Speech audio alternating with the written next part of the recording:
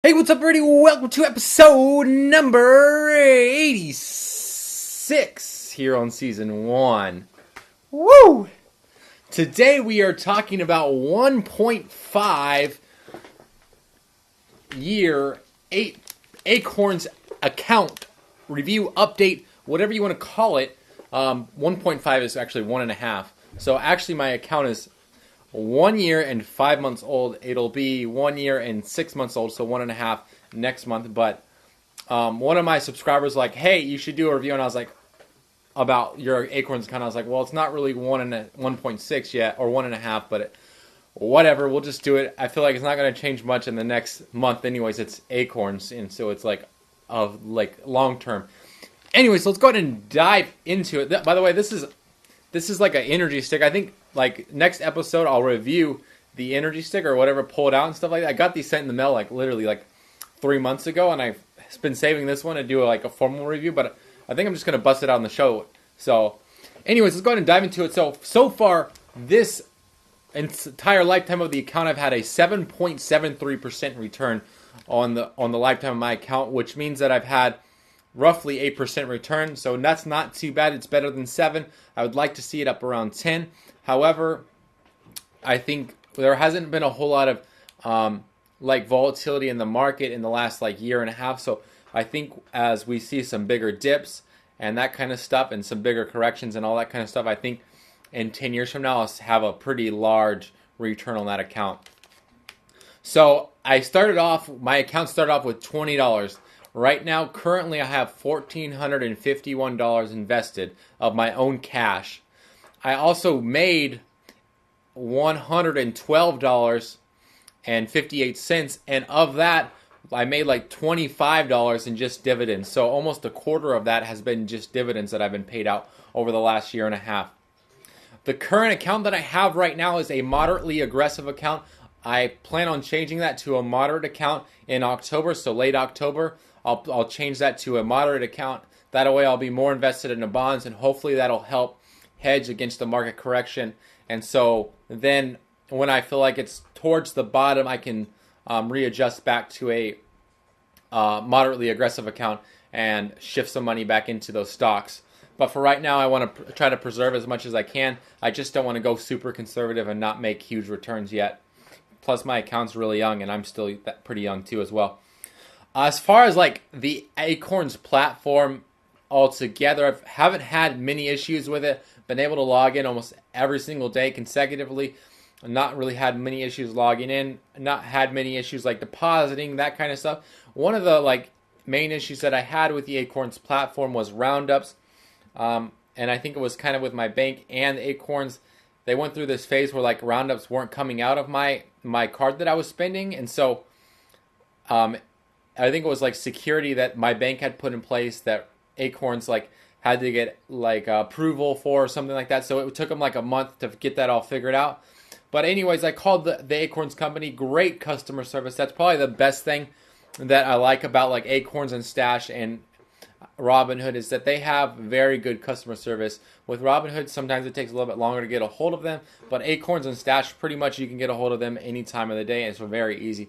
They're always there, ready to answer your phone. And if they're out of the office, they'll call you back first thing in the morning. So extremely good customer service, which is why I'm still a customer of theirs.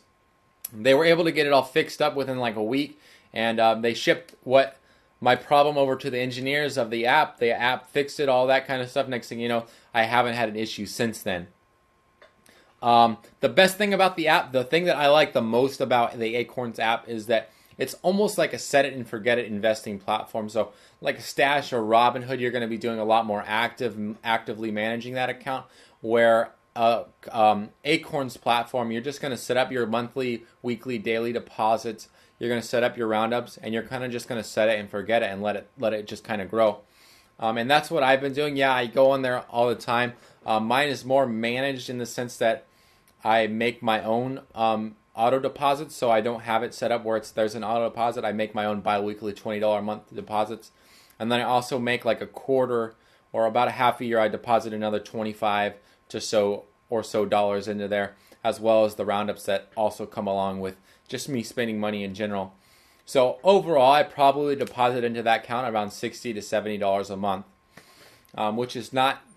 I would like to see it more than that, but because I'm so diversified on 3 different platforms, or actually probably like 4 or 5 now, it's just so hard for me to like allocate more money to one specific app. And so I'm just going to let it continue to run its course, and so we'll see where it is in 30 to 40 years from now.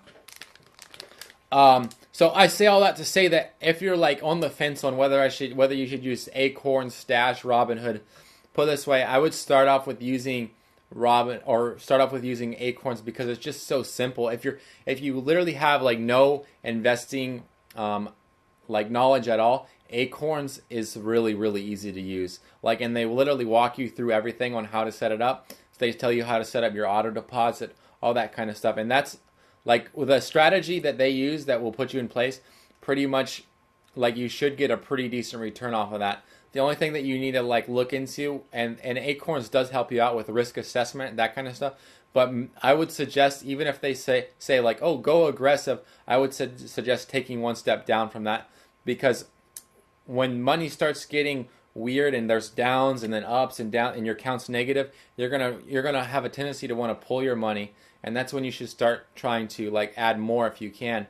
But I would say just regular deposits should get you a pretty decent return. Anyways, I hope that gives you guys an idea on where my account is right now. I get tired of these people coming out with like one week Acorns review. Like, really? Like, you haven't even had the account for a week. Like, you don't even know what kind of returns you could get. So this is I've been doing this thing for a year and a half, and I'll continue to do it. Like I said, I'll probably come out with a 2-year review, and I might just do like a 1 month from like September to October review or something like that as well, just to give you guys an update on where my Acorns account is as well.